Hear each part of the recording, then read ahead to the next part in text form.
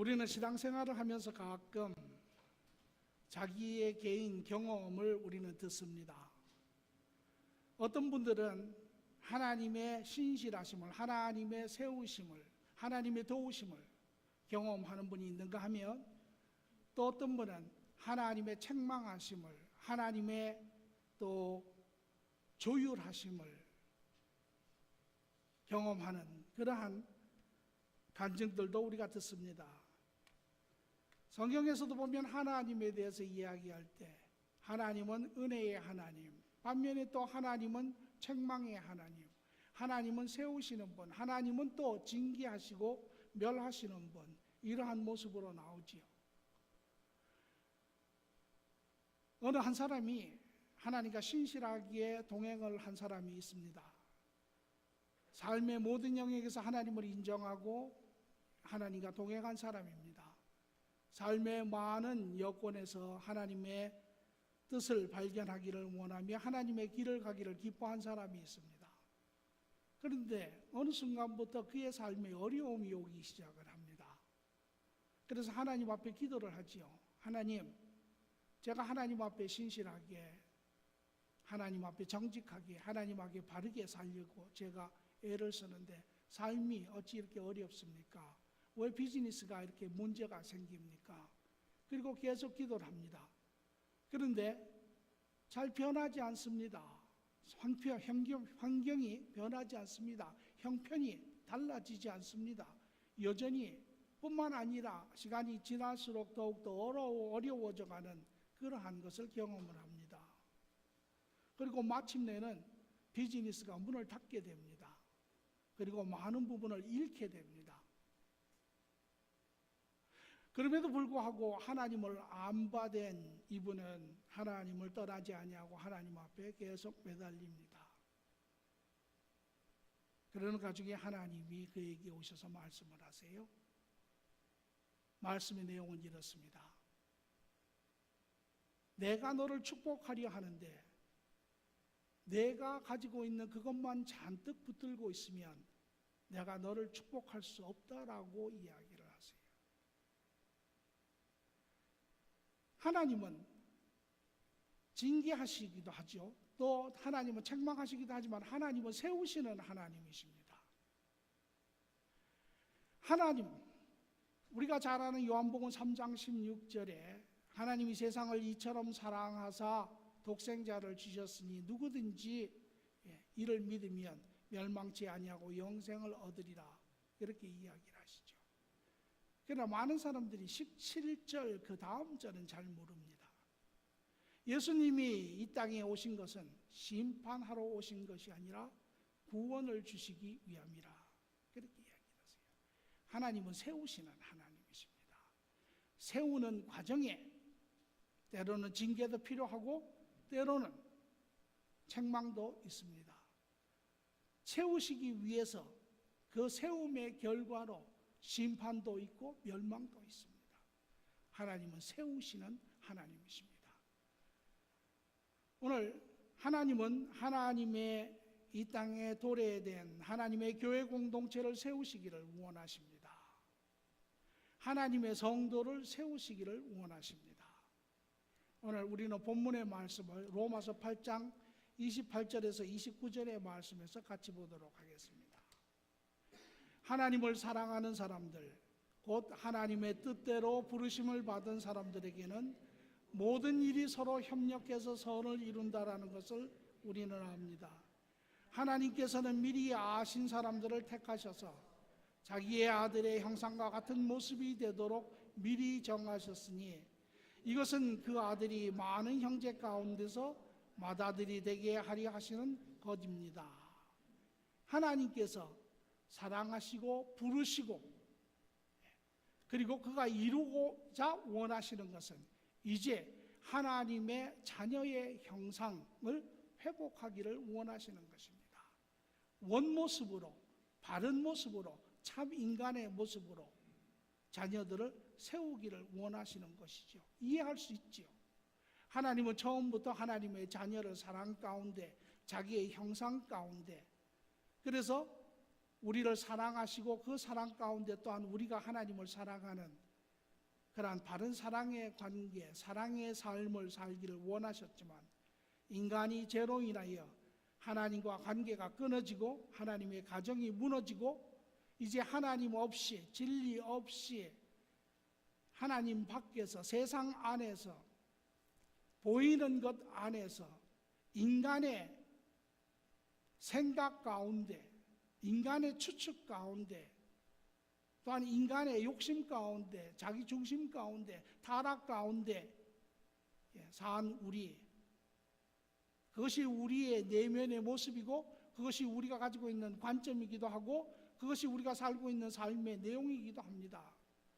이제 우리를 다시 부르시고 하나님의 자녀된 우리, 하나님은 바른 사람, 오늘 모든 것이 사람이, 성도가 바로 세워지지 않으면 세상은 바뀌지 않습니다.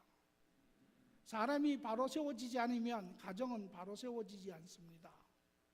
사람이 바로 세워지지 않으면 교회는 바로 세워지지 않습니다. 다시 말하면 교회가, 성도가 세워지는 것은 바로 가정이 세워지는 것이고 교회가 세워지는 것이고 세상이 변화되는 그러한 것이죠. 하나님은 성도를 온전케 하시기를 원하시는 하나님이십니다. 예수님이 세우시기 원하시는 교회, 또 한 길을 더 보면 에베소서 4장 11절에 13절을 보면 보다 구체적인 내용을 설명하고 있습니다. 그분이 어떤 사람은 사도로, 어떤 사람은 예언자로, 어떤 사람은 복음 전도자로, 어떤 사람은 목사와 교사로 삼으셨습니다. 예수님이 교회를 세우시고 교회의 직분자들을 세우셨습니다. 그것은 성도를 준비시켜서 봉사의 일을 하게 하고 그리스도의 몸을 세우게 하려는 것입니다. 그 목적이 바로 성도를 세우는 것입니다. 성도를 세워 봉사의 일, 섬기는 일, 선한 일 할 때 비로소 성도가 자라매 그리스도의 몸인 공동체가 자라는 것이죠. 언제까지? 그리하여 우리 모두가 하나님을 아는, 아들을 믿는 일과 아는 일에 하나가 되고 완전한 사람이 되어서 그리스도의 충만하심의 경지에까지 다다르게 됩니다. 이것이 바로 하나님의 자녀 형상을 회복하는 것이죠. 오늘 하나님은 어떤 분입니까? 예수님이 세우고자 하시는 교회는, 하나님의 가정인 교회는 그리스도의 몸인 성도를 온전히 세웁니다. 성도가 세워질 때 비로소 교회가 바르게 세워지는 것이죠. 예수님은 어떻게 교회를 세우실까요? 어떻게 하면 성도들이 바로 세워질까요? 성경 공부를 많이 하면, 예배를 많이 드리면, 또 여러 가지 각종 행사를 하면 도움이 되지요. 그러나 성경에 우리는 조금 다른 관점에서 봅니다. 마태복음 25장 23절의 말씀을 보니까 그 주인이 이르되 잘하였도다 착하고 충성된 종아, 내가 적은 일에 충성하였음에 내가 많은 것을 내게 맡기리니 내 주인의 즐거움에 참여할지어다. 예수님이 한 비유로 이야기하십니다. 주인이 먼 여행을 떠나는데 여러 종에게 자기의 재산을 나눠주고 잘 관리하라고 이야기합니다. 어떤 종은 그 주인의 말씀에 순종하고 잘 관리하여서 이문을 남기고 주인이 올 때 드립니다. 그러나 어떤 종은 불순종하고 그리하여 이문을 얻지 아니하고 주인에게 돌려주었을 때 주인이 그 종에게, 착한 종에게 하는 것입니다. 잘했다. 내가 적은 일에 충성하였으니 내가 네게 큰 것을 맡기리라. 예수님은 우리의 선한 일을 칭찬하심으로 우리를 세우십니다.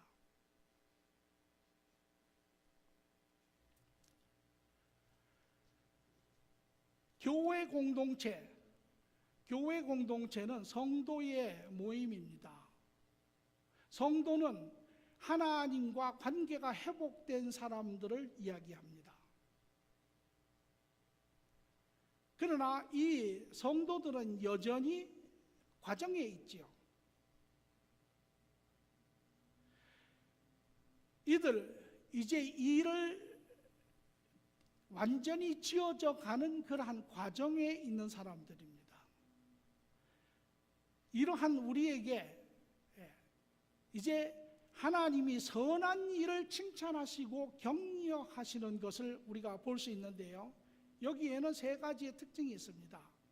첫째는 우리가 격려하고 칭찬하는 것, 이것은 그냥 빈말로, 재밌는 말로, 하기 좋은 말로 하는 것이 칭찬이고 격려가 아닙니다. 격려, 칭찬에는 보다 깊은 의미가 있습니다. 오늘 저는 바라기는 우리 모두가 그 깊은 바른 뜻을 이해하고 우리 교회는 보다 칭찬과 격려가 많은 그런 교회가 되기를 바랍니다. 세 가지 특징 중에 하나는, 첫째는 이제 하나님의 자녀된 자, 회복된 자는 죄에서 해방되었다라고 하는 사실입니다. 히브리서 10장 12절에서 14절의 말씀을 보니, 오직 그리스도는 죄를 위하여 한 영원한 제사를 드리시고 하나님의 우편에 앉으사 그 후에 자기의 원수들을 자기 발등상이 되게 하실 때까지 기다리시다니, 그가 거룩하게 된 자들을 한 번의 제사로 영원히 완전하게 하셨느니라. 영원한 제사, 한 제사, 온전케 하는 제사입니다. 예수님이 십자가의 제사는, 다시 말하면 이 십자가의 제사함은 우리의 과거, 현재, 미래의 모든 죄를 사하시는 그러한 제사입니다. 오늘 이러한 제사를 선물로 받은 우리는 죄로부터 영원히 해방된 자입니다.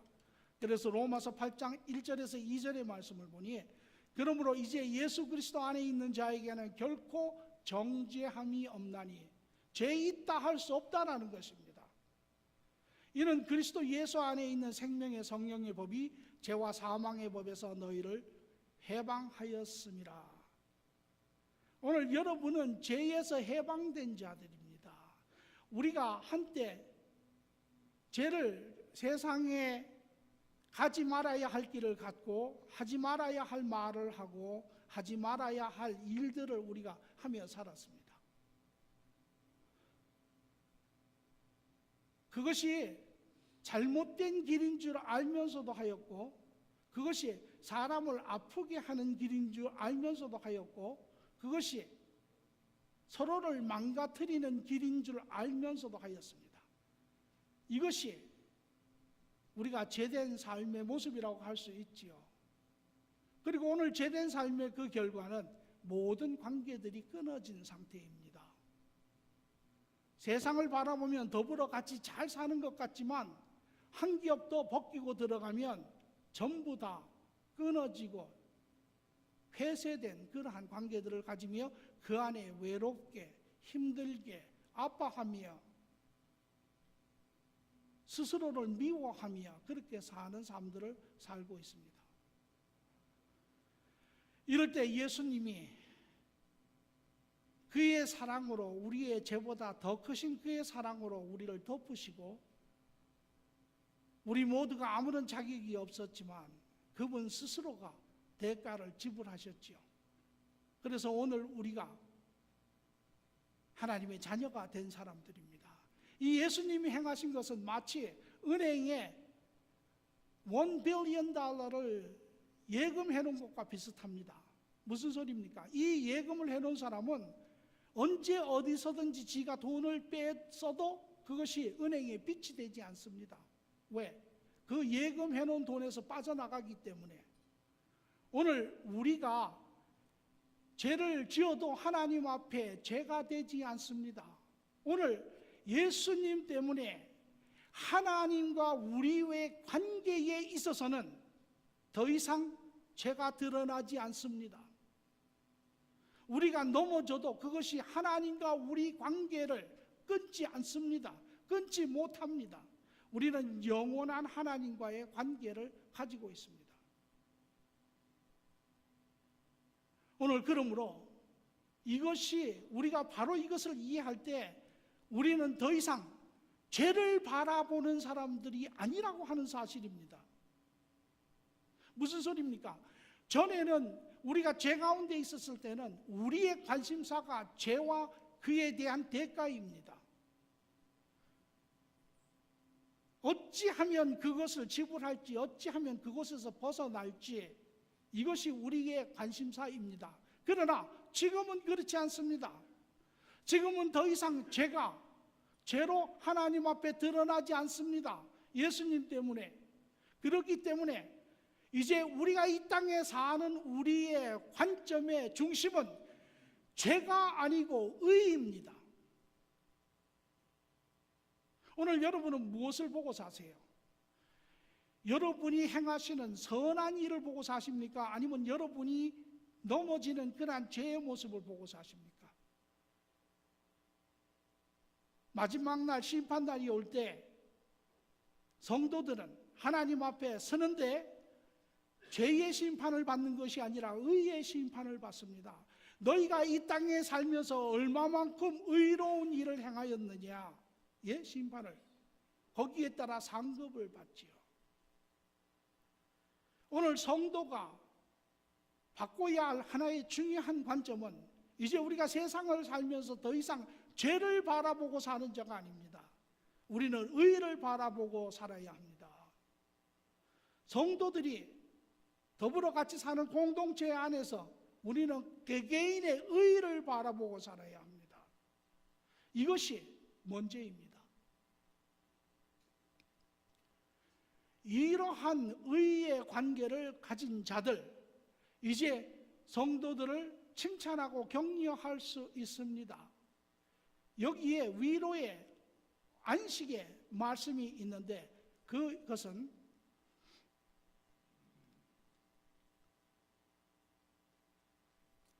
빌립보서 1장 6절의 말씀을 보면 너희 안에 착한 일을 시작하시니까 그리스도 예수의 날까지 이루실 줄을 우리가 확신하노라.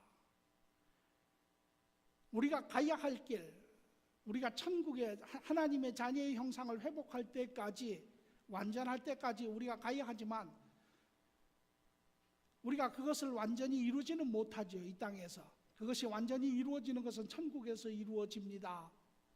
그럼에도 불구하고 우리에게 기쁨이 되는 확신은 바로 하나님께서 이미 그의 선한 계획 가운데 모든 것을 이루어 두시고 이미 지금도 그것을 이루어 가고 계신다라고 하시는 사실입니다. 오늘 우리가 하나님이 내 삶을 주관하고 계시고 하나님이 그것을 이루어 가신다고 하는 것, 이것이 우리에게 큰 위로가 될 뿐만 아니라 또한 히브리서 12절 뿐만 아니라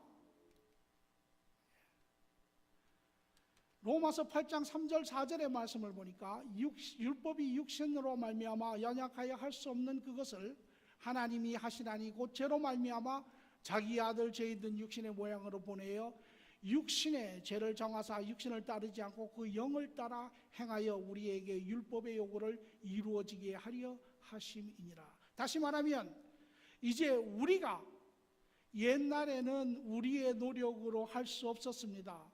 우리의 의지를, 우리가 무엇을 의지대로 정해도 우리의 육의 힘이, 우리의 마음의 정욕의 힘이 우리를 끌고 가 우리의 뜻하지 아니하는 것을 행하며 살던 우리의 삶을 우리가 압니다.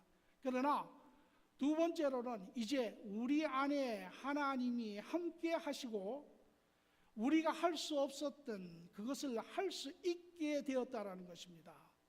성령님이 우리 안에 거하시고 이제 우리를 도우시기를 원하세요. 그리하여 바른 길 가기를 원하게 하십니다. 우리의 힘으로는 할 수 없지만 우리가 그분과 같이 동의하고 우리가 그분을 쫓아가면 그분께서 우리를 도와서 우리 안에 있는 죄성을 끊어주시고 이기게 하시고 그리하여 우리가 바른 길을 갈 수 있다는 것입니다. 마치 이렇습니다. 우리가 아이를 키울 때 아이가 어떤 신체적인 장애를 가지고 태어나지 않는 한 그 아이를 우리가 바라볼 때, 미래를 볼 때 그 아이가 언젠가는 건장한 청년으로 자랄 것을 우리가 압니다. 우리는 하나님 안에서 그러한 확신을 가지고 있습니다. 뿐만 아니라 그 아이가 스스로 자라면서 그 몸이 스스로 자라게 하는 능력을 가지고 있죠. 이제 우리에게도 죄를 이기고 의를 행할 수 있는 우리 안에 성령님으로 말미암아 능력이 있다라는 것입니다. 저는 여러분들이 삶의 매 순간마다 그분을 인정하시고 그분과 교제하시고 그분의 신뢰하심으로 인하여 동의하심으로 인하여 여러분이 그분의 도우심을 경험하는 그것이 실질적으로 성령님과 동행하는 그러한 삶의 모습입니다. 이러할 때 우리는 이제 우리가 시작했던 점, 예수님을 만나기 이전의 삶의 모습에서 오늘 우리의 모습을 보면 우리가 얼마만큼 많이 변하여 왔는지를 우리는 알 수 있습니다. 오늘 그 시점, 오늘 이 시점, 선을 바라보며 우리는 같이 선을 이루어가는 자들입니다. 오늘 여기에 서로 그 선을 보게 하고 그 선을 칭찬하고 그 선을 서로 같이 이루어갈 수 있도록 하는 것, 이것이 바로 격려이지요. 오늘 하나님의 공동체, 성도의 성장의 첫 번째 중심은 의를 보는 것입니다. 죄를 보는 것이 아니고 악을 보는 것이 아니고 의를 보시고 의로 인하여 이길 수 있는 그러한 삶의 모습을 보는 것입니다. 두 번째로 히브리서 12장 5절에서 6절의 말씀을 보니까 하나님께서 여러분을 향하여 자녀에게 말하듯이 하신 이 권면을 여러분은 잊었습니다. 내 아들아 주님의 징계를 가볍게 여기지 말고 그의 꾸지람을 들을 때에 낙심하지 말아라. 주께서 사랑하는 사람을 징계하시고 받아들이시는 아들마다 채찍질 하시느니라. 예. 하나님은 두 번째 관점, 예수님은 우리의 넘어짐을 통하여 가르치십니다. 다시 말하면 칭찬으로 가르치시는 것은 우리의 선에 대한 관점입니다. 우리의 중심 관점입니다. 그러나 우리는 여전히 과정에 있습니다. 우리는 여전히 하나님과 끊어질 수 없는 그러한 관계 안에 있지만 여전히 죄를 지을 수 있는 죄성을 가지고 있는 자들입니다. 그래서 성도에 대한 바른 정의는 죄를 지을 수 있는 거룩한 자, 이것이 성도입니다. 우리는 넘어지지요. 죄를 짓습니다. 그러면 이제 이 죄에 대한 우리의 바른 관점이 정립이 되어야 합니다. 죄, 넘어짐, 우리는 그것을 연약한 자, 또 세상적인 관점에서 볼 때는 능력이 부족한 자, 세상에서 도외되는 자, 이런 식으로도 우리는 보기도 하지요. 그러나 죄에 대한 바른 관점은 그것이 아닙니다. 이제 성도에게는 우리 모두가 다 넘어질 가능성을 가지고 넘어지기도 하고 또 그것으로 인하여 사람들에게 아픔과 고통을 주기도 합니다. 그러나 오늘 성도가 죄에 대해서 가져야 할 바른 관점은 넘어진다라고 하는 것, 우리가 불완전하다라는 것입니다. 넘어진다고 하는 것, 우리가 과정에 있다라고 하는 것입니다. 넘어진다고 하는 것, 우리가 여전히 자라가야 한다라는 것입니다. 그러므로 넘어짐에 대한 바른 관점은 이것이 바로 우리가 넘어지는 그러한 것을 통하여 나의 불완전한 연약한 것을 인정하고 나아가서는 그것을 배우는 것이 바로 넘어짐의 바른 관점입니다. 물론 우리는 죄를 미워하지요. 우리는 죄를 짓지 않으려고 애를 쓰지요. 그럼에도 우리의 넘어짐에 대한 바른 해석은 이제 넘어짐은 자람의 시간이라고 하는 사실입니다. 우리가 죄를 짓고 넘어지면 여기에는 세 개체가 관계가 있습니다. 첫째는 하나님, 둘째는 상대편, 셋째는 자신이 있습니다. 오늘 이 세 관계가 회복이 될 때 우리는 비로소 넘어짐을 통하여 배우는, 자라가는 그러한 시간이 됩니다. 요한일서 1장 9절의 이야기를 보니까 우리가 우리 죄를 자백하면 하나님은 신실하고 의로우신 분이셔서 우리의 죄를 용서하시고 모든 불의에서 우리를 깨끗하게 해주실 것입니다. 첫 번째는 하나님께 우리의 죄를 회개해야 합니다. 여러분, 죄를 짓는다라고 하는 의미가 무엇입니까? 나쁜 행위, 잘못된 결정, 그것은 나타난, 표현된, 돌출된 행위지요. 죄는 그 이상의 것입니다. 특히 하나님과 관계하는 성도에게 있어서 하나님은 하나님의 자녀들을 사랑하시고 그들에게 바른 길, 옳은 길, 더불어 같이 사는 길, 함께 사랑하는 그러한, 그래서 그 안에 더불어 같이 혜택을 누리며 기쁨이, 즐거움이, 유쾌함이 많게 하는 것이 하나님의 뜻이지요. 그러나 죄를 짓는다고 하는 것은 그 하나님의 말을 거역하는 것입니다. 죄를 짓는다고 하는 것은 하나님께 불순종하는 것입니다. 하나님을 거역하는 것입니다. 하나님을 밀어내는 것입니다. 하나님에게 말하기를 나는 당신이 필요 없다라고 이야기하는 것입니다. 이것이 죄입니다. 그리하여 그의 강팍하여진, 더럽어진 그러한 잘못된 그러한 관점을 가지고 잘못된 길로 향하여 가는 것, 이것이 바로 죄입니다. 넘어짐입니다. 그렇기 때문에 우리가 죄를 지으면 하나님께서 아주 아파하시죠. 그래서 히브리서 1장 9절의 말씀을 보니까 하나님은 정의를 사랑하시고 불법을 미워하셨습니다. 정의, 하나님을 의지하고 하나님을 인정하고 하나님을 기뻐하고 하나님과 함께 같이 가기를 원하는 것, 이것이 정의입니다. 그러나 불법은 하나님의 뜻을 거슬리는 것, 하나님의 뜻을 거역하는 것, 하나님의 뜻을 내치는 것, 이것이 불법이죠.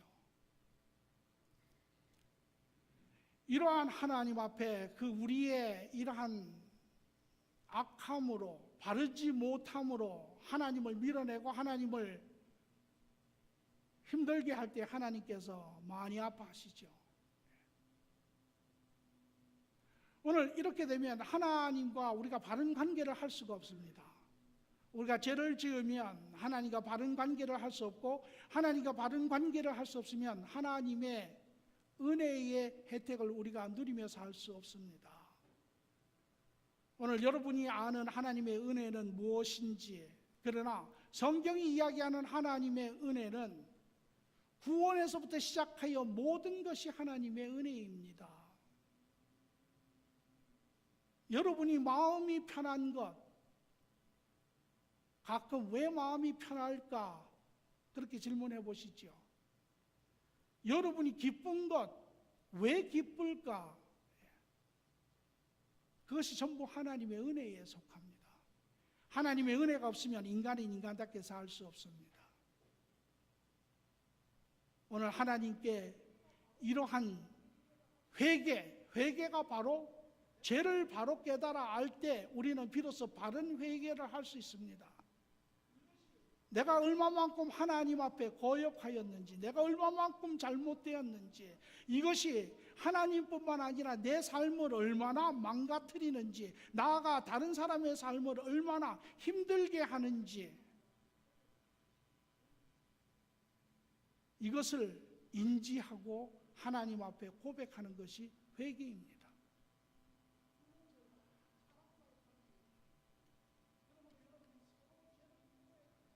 두 번째로 사람과의 관계입니다. 그러므로 여러분은 서로 죄를 고백하고 서로를 위하여 기도하십시오. 그러면 여러분은 낫게 될 것입니다. 의인의 간절히 비는 기도는 큰 효력을 냅니다. 여기에 뭐라고 이야기합니까? 서로 죄를 고백하십시오라고 이야기를 합니다. 우리는 넘어지고 죄를 지으면 하나님 앞에 고백은 잘합니다. 그런데 사람들 앞에는 고백하지 않습니다. 오늘 여러분이 아셔야 될 것은 내가 사람들 앞에 고백하지 아니하면 우리가 생각하는 훨씬 많은 일들이 결과로 우리에게 생깁니다. 두 번째로는 형제들에게 용서를 빌어야 합니다. 용서의 관계가 이루어져야 합니다. 잘못한 사람은 상대편에게 용서를 빌어야 하고 또 용서를 청함을 받은 자는 용서를 하여야 합니다. 오늘 우리는 이 용서를 하지 않기 때문에 우리 안에 사여지지 않은 죄들이 많습니다. 마태복음 6장 14절에 15절의 말씀을 보니까 너희가 남의 잘못을 용서해 주면 너희 하나님께서도 너희를 용서해 주실 것이요 그러나 너희가 남을 용서해 주지 않으면 너희 아버지께서도 너희 잘못을 용서해 주지 않으실 것이다. 마태복음 18장 35절에 보면 너희가 각 사람 각각 진심으로 자기 형제자매를 용서해 주지 않으면 나의 하늘 아버지께서도 너희에게 그와 같이 하실 것이다. 이 말씀은 베드로가 묻습니다. 몇 번을 용서해 줘야 합니까? 7번 용서해 주면 됩니까? 예수님께서 7번씩 70번이라도 용서하라. 그러며 한 비유로 말하기를 어느 주인이 있는데 여러 종이 있습니다. 한 종이 주인에게 돈을 빌렸습니다. 10,000달란트를 빌렸다 했습니다. 10,000달란트면 수백만 불이 넘는 돈입니다. 이제 결산할 날이 되어서 주인이 그 종을 부르고 결산하라 하였는데 종이 말하기를 죄송합니다. 지금은 갚을 수가 없으니 좀 더 시간을 주십시오. 주인이 말하기를 내 아내와 내 자식을 다 팔아 결산하라. 종이 애원을 합니다. 주인이 그를 바라보며 그가 갚을 능력이 없음에 측은히 여겨 그 빚을 탕감해 줍니다. 이 종이 나가다가 다른 친구 종 하나를 만나게 되는데 그 친구 종이 이 종으로부터 100데나리온 한 100불 정도의 돈을 빌렸습니다. 그리고 그 친구에게 돈을 달라고 합니다. 친구가 똑같이 돈이 없음에 조금 더 시간을 달라 하였더니 그를 긍휼히 여기지 아니하고 옥에 데려가 가두었다라고 이야기를 합니다. 주위의 다른 종들이 그것을 보고 주인에게 이야기하니 주인이 화가 나 이 종을 불러 책망하는 그러한 내용입니다. 오늘 용서, 이 용서가 없기 때문에 우리 안에는 사여지지 않은 죄들이 아주 많습니다. 야고보서 5장 16절에도 말하기를 서로 죄를 고백하면 너희가 나으리라. 병이 낫는다라는 것입니다. 오늘 우리 안에 사여지지 않은 이러한 것이 많으면 그것이 응어리로 그대로 남아 있습니다. 아픔으로 상처로 그대로 남아 있습니다. 오늘 이런 삶을 우리가 살면 고린도전서 15장 56절의 말씀을 보니까 사망의 쏘임은 죄요 죄의 권세는 율법이라. 무슨 소리입니까? 여러분이 그런 사하지 않은 죄를 가지고 있고 미움이든 시기든 그 종류가 무엇이든지 간에 그것이 그대로 있으면 그것은 마귀가 여러분을 괴롭히는 근거가 됩니다. 마귀가 여러분의 그 생각에 들어와 여러분을 괴롭히기 시작하면 여러분의 마음이 아주 극도로 괴롭죠. 여러분이 괴로울 뿐만 아니라 여러분이 그것으로 인하여 아무것도 할 수 없습니다. 이것이 마귀가 역사하는 그러한 하나의 통로이지요. 오늘 우리가 알아야 할 것은 사람과 사람의 통로가 막혀 있으면 하나님과 통로가 막혀집니다. 오늘 이것이 성도가 살면서, 이 땅에 살면서 많이 힘들어하는 이유입니다. 오늘 이것이 하나님과 관계를 가지고 있으면서도 하나님의 많은 축복을 누리지 못하는 이유입니다. 오늘 이것이 많은 믿음의 사람들에게 내적인 외적인 병이 있는 이유입니다. 오늘 우리가 용서라고 하는 관계로 서로의 관계가 회복이 될 때 비로소 하나님의 통로가 열립니다. 왜 그렇습니까? 그것은 하나님과 우리가 한 가정이기 때문에 그렇습니다. 하나님이 우리 모두가 다 자격 없을 때, 죄 가운데 있었을 때, 세상에서는 그거를 도토리 키재기다 이렇게도 표현을 하지요. 다 죄 가운데 있었을 때, 정도의 차이가 그렇게 중요하지 않을 때 하나님의 은혜 가운데 우리를 다 용서하셨지요. 그리고 하나님의 자녀가 되었습니다. 이제 그 안에 우리는 같이 더불어 의를 세워야 하는 한 공동체, 한 가정, 한 팀입니다. 그러한 우리 또한 같이 넘어지는 우리가 형제를 용서하지 아니하고 관계를 회복하지 아니하면 하나님께서도 회복하지 않습니다. 여러분, 탕자의 이야기를 기억하십니까? 둘째 아들이 아버지의 재산을 탕진하고 돌아왔을 때 큰아들이 뭐라고 합니까? 어찌 저 같은 자식을 다시 받아줍니까? 라고 질책을 하지요. 오늘 우리 모두는 자격면에서 따져본다면 그럴 자격이 아무도 없는 사람들입니다. 우리가 할 수 있는 것은 그 하나님께 감사하며 그 하나님으로 인하여 자녀된 우리, 이제 공동체를 세워가시는 하나님과 더불어 같이 공동체를 세워가야 하는, 가정을 세워가야 하는 하나님의 자녀들입니다. 오늘 저는 여러분이 마음속에 있는 용서하지 못한, 사함받지 못한 죄 여러분 내어놓으시기 바랍니다. 가서 이야기하시기 바랍니다. 용서하시기 바랍니다. 세상의 용서의 개념은 모든 것을 덮는 것, 그것이 통용되는 개념이죠. 그러나 하나님에 있어서 용서의 개념은 좀 다릅니다. 죄를 짓고 넘어지고 사람들을 아프게 하면 내면에 아픔이 들어옵니다. 내면에 아픔이 들어오면 분이 나지요. 분이 나면 원수가 풀려고 합니다. 상대편의 잘못으로, 상대편의 실수로, 상대편의 틀림으로 인하여 내 안에, 내 삶에 손실이 생기고 문제가 생기고 화가 나고 분이 생기고, 그래서 모든 사람들은 그 분을 품을 수 있는, 그 품을 자기 뜻대로 할 수 있는 권리가 있다라고 생각을 합니다. 만약에 그렇게 된다면 교회 공동체는 다 망가집니다. 사람들은 다 아마 서로 죽이고, 이제까지 인류 역사가 그리 되었죠. 서로 죽이고 죽는 그러한 관계.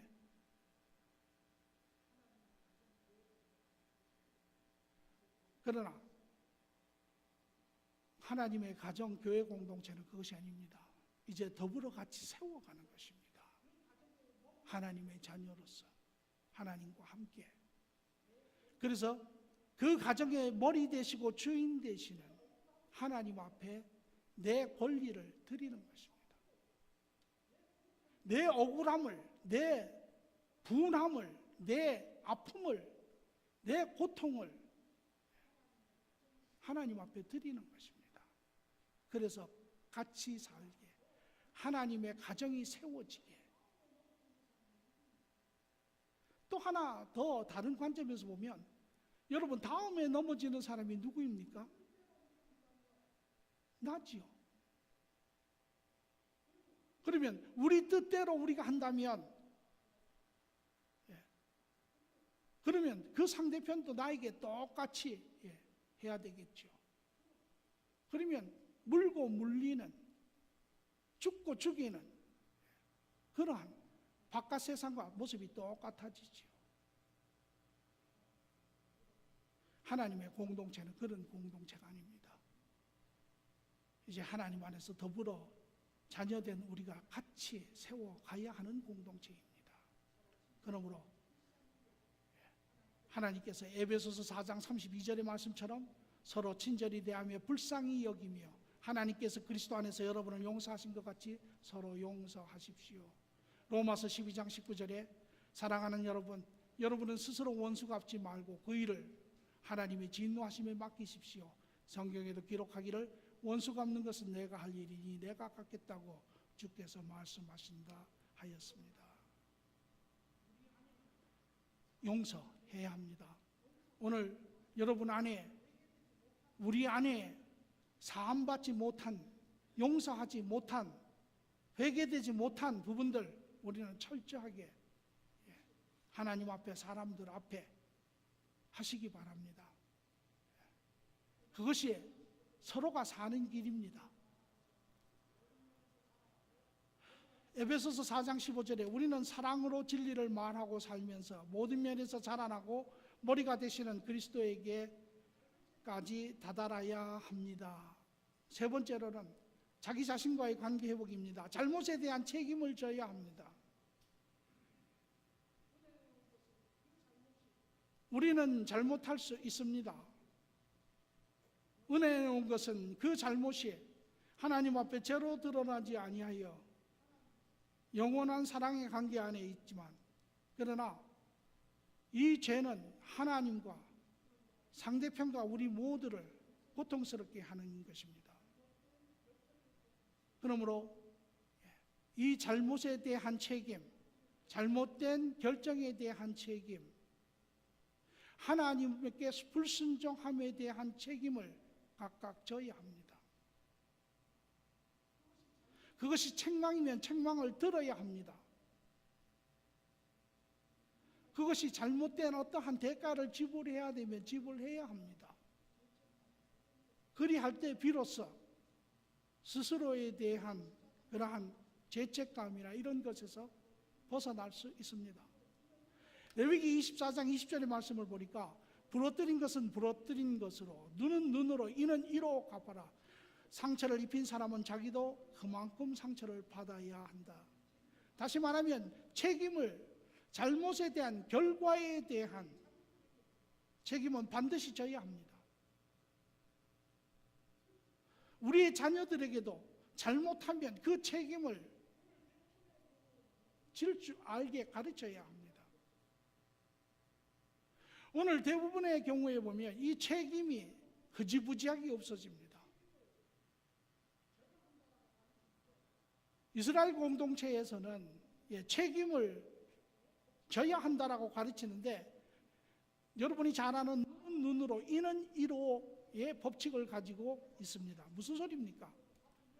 사람의 생각으로, 자기의 부은대로, 세상 밖의 삶의 모습대로 갚으면 다 죽이죠. 다 죽입니다. 서로 다 죽입니다. 그래서 그 공동체 안에서는 책임을 지는 방법으로, 만약에 누가 나를 때려서 이를 부러뜨리면 네가 할 수 있는 것은 이 부러뜨리는 데까지밖에 못한다는 것이죠. 만약에 눈을 때려서 눈이 부었으면 눈을 붓게 하는 것까지밖에 못한다는 것입니다.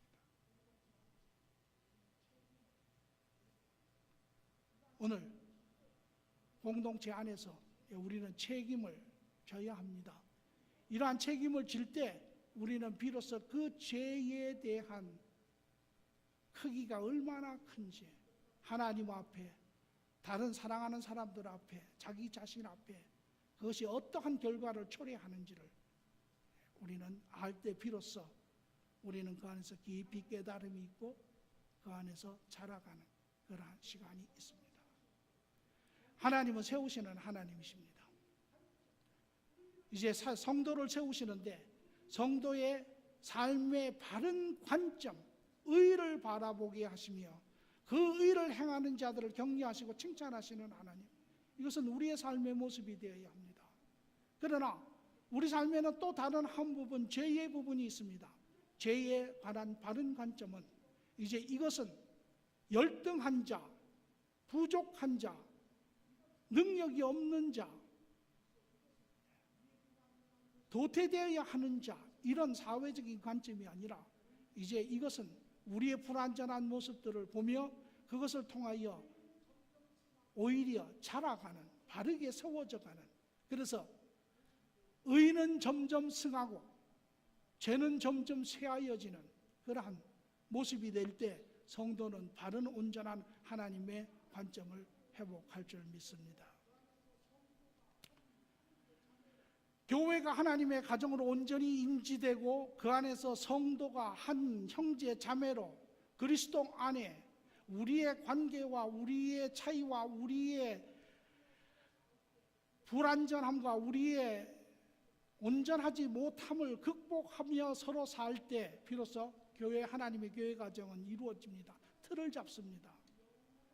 그리고 이제 하나님의 자녀들, 비록 이 땅에 살지만 이미 영원한 삶 가운데 있는 자들, 하나 내 생각, 너의 생각이 아니라 하나님의 길, 진리의 길, 바른 길, 생명의 길, 이것을 살 때 교회는 비로소 하나가 됩니다. 이제 교회가 은혜 삶 가운데 먹고 입고 더 모으고 이러한 삶이 아니라 하나님을 섬기며 하나님의 뜻을 이루어드리는, 하나님의 가정을 이루어가는, 내적으로 외적으로 교회가 살 때 비로소 교회는 자라기 시작합니다. 그리고 성도가 오늘 예수님과 더불어 성도들이 함께 선을 바라보며 격려하며 칭찬하며 뿐만 아니라 나아가 우리의 죄를 통하여, 죄를 미워하지만 우리가 넘어질 때 그것을 통하여 서로 자라갈 때, 세워져 갈 때 비로소 교회의 몸은 완성될 줄 믿습니다. 오늘 저는 말하기는 이것이 우리 모두의 기준점들이 되기를 바랍니다. 여러분의 심령에, 마음판에 끌로 잘 새기시고 박힌 못처럼 우리의 모든 영역에서 우리는 이것에 비춰보아야 합니다. 교회 공동체의 기준점들입니다. 여러분의 가정 공동체의 기준점들입니다. 여러분의 직장, 세상 공동체의 기준점이기도 합니다. 오늘 이러한 소망을 가지고 사는 우리 모두가 복됩니다. 좋으신 아버지 하나님 감사합니다.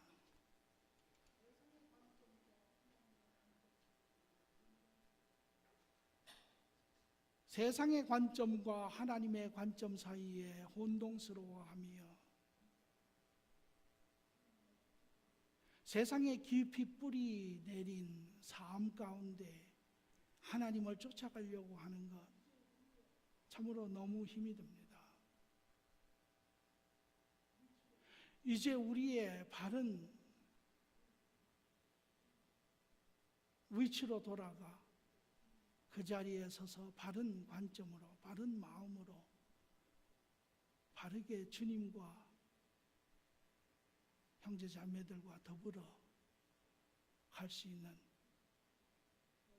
그러한 삶을 허락하여 주신 이 주님 감사합니다.